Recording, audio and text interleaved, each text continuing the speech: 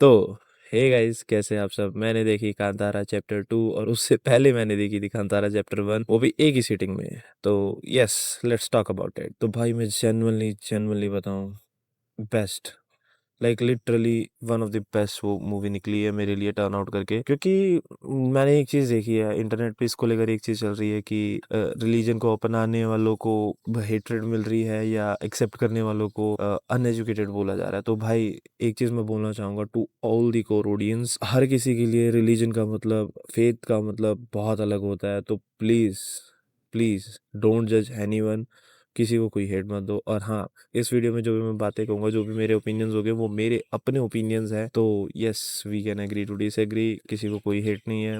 But let's talk about the movie. तो भाई साहब, मूवी बहुत बढ़िया ओपन करती है। और हाँ, मैं जनरली बोलूँ, मैंने ये सोचा था कि ये मूवी स्टोरी पर्सपेक्टिव में नहीं होगी, बट ये स्टोरी पर्सपेक्टिव में रही है, ये नरेशन पर्सपेक्टिव में थी। और जो भी नरेशन था ना भाई, बेस्ट भाई, best, literally it's like reading a मतलब ग्राफिक नॉवल, मतलब like listening a audio book, जिसमें बाद में हमें पता चलता है कि कंक्लूजन क्या है।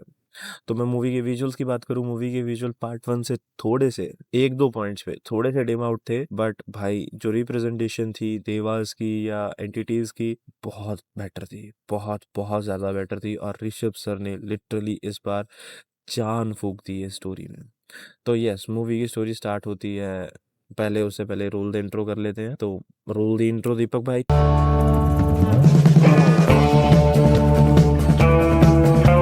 तो हम बात कर रहे थे किस बारे में, कि मूवी स्टार्ट होती है एक बहुत ही बढ़िया सी हमारी रिकैप स्टोरी से। हमें पता लगता है कि उसके फादर, जो फर्स्ट कैरेक्टर मूवी में हमें कैरेक्टर दिखाया जाता है, भाई मैं नेम्स के साथ बहुत बुरा हूँ, सो सॉरी फॉर दैट। तो हमें जो फर्स्ट स्टोरी में कैरेक्टर दिखाया जाता है, उसके फादर चले जाते हैं जंगल में। और ये स्टोरी वहां से पिक आउट करती है कि अगर वो जंगल में चले गए तो कहाँ चले गए, और कुआं था तो कहाँ था। तो उसके बाद वहां पर खड़ा हुआ एक पर्सन पूरी स्टोरी नरेट करने लगता है, और हम आते हैं बैक इन टाइम्स में, मिडिवल टाइम्स में, जहाँ पे हमें पता लगता है बीसीज में, डायनेस्टीज टाइम में। तो हमें वहाँ पे पता लगता है कि स्टोरी किस तरह प्ले आउट करती है, कि एक पर्सन है, वो अपने जंगल में रह रहा है, शिकार कर रहा है, और वो फिर वहाँ पे देखता है कि भाई एक बच्चे को छोड़ दिया गया है लायन के पास, एक वेल में। और भाई वो वेल था कांतारा का वेल। अगर तुमने पार्ट 1 देखा हो, तुम्हें पता लगेगा कि पार्ट 1 में उस वेल को भी पोस्टर में जिक्र किया जाता है, फिर पार्ट 2 के पोस्टर्स में भी वो वेल का जिक्र किया जाता है। तो मेरी थ्योरी ये है कि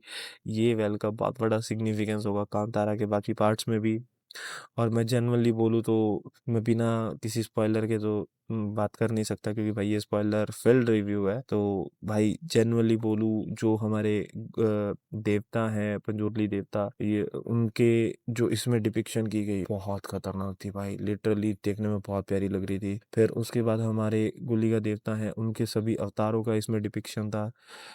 रुद्र गुलिका, राहु गुलिका, फिर उसके बाद जो हमारे मैजिकल गुलिका है, और जो फॉरेस्ट वाले गुलिका हैं उन सब का। और भाई एक सीन तो लिटरली जिसमें ऋषभ सर ऊपर जाते हैं पेड़ के ऊपर, और वहां जाकर हाउल करते हैं, oh my god, that scene was so so damn good, मेरे को देखने में बहुत अच्छा लगा था। तो भाई हमें फिर उसके बाद फर्स्ट हाफ में पता लगता है कि एक रोमांटिक लव स्टोरी बेस की जा रही है, और विलन हमें दिखाया जाता है किंग को। But turns out to be वो किंग फर्स्ट हाफ के थोड़े से बाद ही मार दिया जाता है बाय द गुली का देवता। फिर उसके बाद हमें पता लगता है कि सेकेंड हाफ में टर्न आउट ये करता है कि इनको जानबूझ कर फंसाकर अपने गांव में बुलाया गया, और देवताओं को वहां पर बसाया गया, फिर उनको कैप्टिव कर लिया गया। और एक चीज इसमें टर्न आउट जिस तरह करती है, तो भाई उसने एक ही चीज मेरे को सिखाई कि नेवर ट्रस्ट अ क्राइंग पर्सन। क्योंकि जो वो कैरेक्टर लिखा है ऋषभ सर ने, तो भाई वो सेकंड हाफ के बाद इस तरह टर्न आउट फीमेल लीड करेगा, मेरे को विश्वास नहीं था।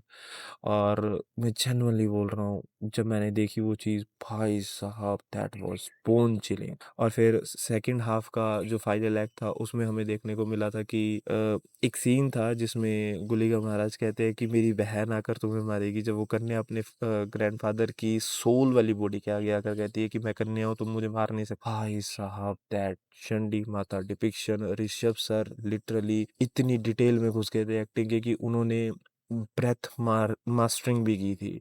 एक फीमेल ब्रेथ लेने का तरीका, मतलब जब एक फीमेल ब्रीथ करती है हैवी ब्रीदिंग्स, वो तरीका अलग होता है, और एक जब मेल हैवी ब्रीदिंग्स करता है वो एक तरीका अलग होता है। तो वो तरीका और ये तरीका, लाइक लिटरली डैम। और मैं फिर उसके बाद देखता हूँ कि भाई स्टोरी का कंक्लूजन ये आता है कि वो स्टोरी ओपन अप होकर मतलब ये स्टोरी एंड होकर हमें दोबारा से उस फ्रेम पर आता है, और लड़का पूछता है कि अगर यहाँ पे कुआं था तो अब यहाँ पर मिट्टी क्यों है। तो भाई वो फिर एक लाइन बोलते हैं कि वो भी अपने आप में एक दंत कथा है। भाई साहब मतलब ओपन एंडिंग छोड़ दिया पार्ट 3 के लिए। मैं जेन्युइन बता रहा हूँ, मैं बहुत ज़्यादा हाइप्ड अप हुआ इस चीज़ के लिए। और हाँ भाई, मैंने ये चीज़ें खुद मतलब लाइक इन देवता को तो नहीं, बट हमारे हिमाचल में और हरियाणा में कुछ अलग रिचुअल्स और कुछ अलग चीज़ें हैं, तो उनको ज़रूर एक्सपीरियंस किया है। और मैं इतना ज़रूर कहना चाहूँगा कि भाई religion blending with cinema has to be done like this, has to be done like this, क्योंकि बाकी जो सिनेमा मूवीज़ हैं उनको जिस तरह ब्लेंड किया जाता है रिलीजन के साथ, दैट वाज नॉट एक्यूरेट, और may be, but for me ये है accurate depiction of the religion in cinema.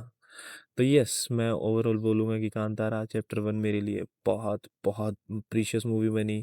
और लिटरली इसके कुछ सॉन्ग्स तो ऐसे हैं भाई जहाँ पर मैं लिटरली मतलब लाइक पहले तो मैं ऐसे था नॉर्मली बैठा हुआ, पर फिर जब सॉन्ग्स आ रहे थे तो मैं ऐसे हो जा रहा था भाई साहब, the music was literally bhajans, bhajans भाई भजन्स। कोई वो म्यूजिक भी नहीं है, वो सॉन्ग भी नहीं है, वो भजन्स थे। तो कंक्लूजन पे मैं इतना ही कहना चाहूँगा, if you haven't watch this और तुम्हारे यहाँ पर अभी भी लगी हुई है तो जाओ जाकर देखो यार, प्लीज़ जाकर देखो, इट्स रिक्वेस्ट। तो यस, मिलते हैं अगले किसी वीडियो में, तब तक के लिए देखते रहिए DJ explain and have we roll the intro, sorry outro भाई, आउट्रो आउट्रो आउट्रो।